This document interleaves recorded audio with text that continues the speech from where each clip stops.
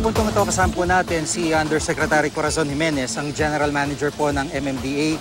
Ma'am, magandang hapon po sa inyo. Magandang hapon sa iyo, Jiggy. Bukas po, paano po magiging senaryo at I understand hinati-hati na po into quadrants, into areas po yung bahagi po ng Metro Manila?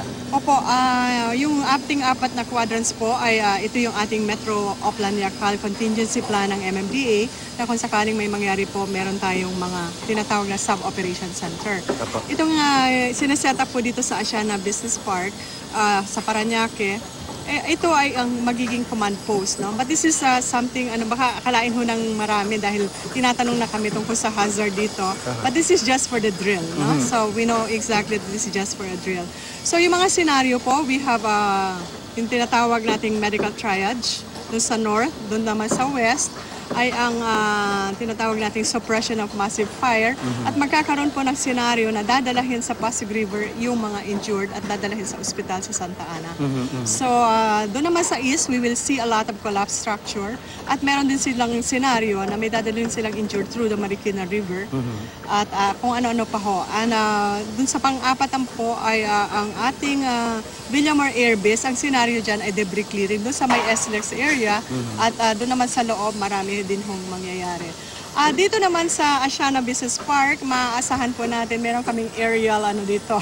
Maraming aerial assets po dito mangyayari. We will do yung meron tayong management of the dead and meron ho tayong ating mga motorcyclists na magdadala ho dito ng injured and there will be attending to them would be some of our responders from the different groups. Apo. So ibig sabihin ma'am, kung east, north, west, south quadrant, parang inorganisa na para hindi na po tumawid-tawid at maging kalat po yung mga rescue organ po. Yes, that one. Kasi alam natin na pagka ito po ay nangyari, ang ating paggalaw ng West Valley Fault, mahahati talaga regionally ang Metro Manila. So that's how we divided that. And nakita natin based on a study, ito yung mga mangyayari. The deaths, the injured, ilang houses ang madadamage, alam na po natin yan. So 35,000, can you imagine, Jiggy, na ito ay instant death na mangyayari, no?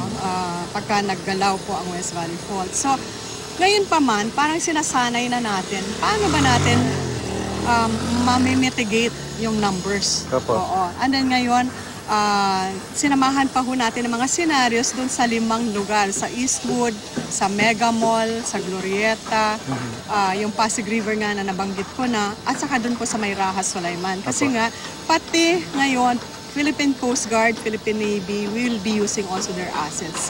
Hindi na tawag nating seaborne evacuation na mangyayari in terms of injured people. Apo.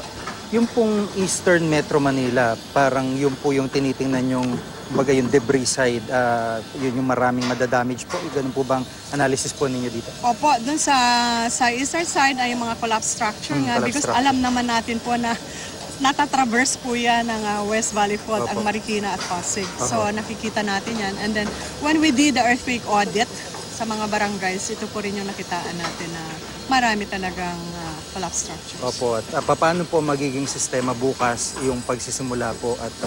Okay, ganito po yan. So hindi ho masasabing hindi nyo alam kailan ang umpisa. Alam na natin na 10:30 po to 11:30 ang atin pong drill. At magkakaroon po ng ulat ang ating Chairman Francis Tolentino. Siya ay nagsasabing ito ay mag-umpisa na ang drill at si Director Solidum naman po ay magsasabing gumalaw nga ang West Valley Fault. So may mga alarma, church bells, sirens na madidinig tayo in over Metro Manila. Opo, pati mga radio stations, Stations, media networks. Opo. Kami natutuwa sa mga suportang ganito. But Jiggy, there's also a text blast. 2 hours before 10:30, makakatanggap po ang lahat. Gradually lang po yun, hindi kaya yung sabay-sabay tayo.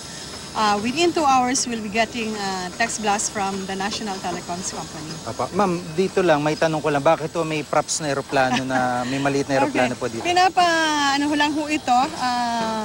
Itong eroplano na to, makakaandar po ito. Pwedeng gamitin pala itong airstrip just in case. So, hindi natin magamit ang mga tunay na airports at sila po ay nag-iba.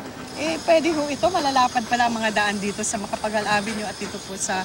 Basically, this is Bradco Avenue. Apo, ma'am. Maraming salamat po sa pagkakataon at abangan po natin itong quick drill bukas. Si Yusek Corazon Jimenez, siya po ang General Manager ng MMDA.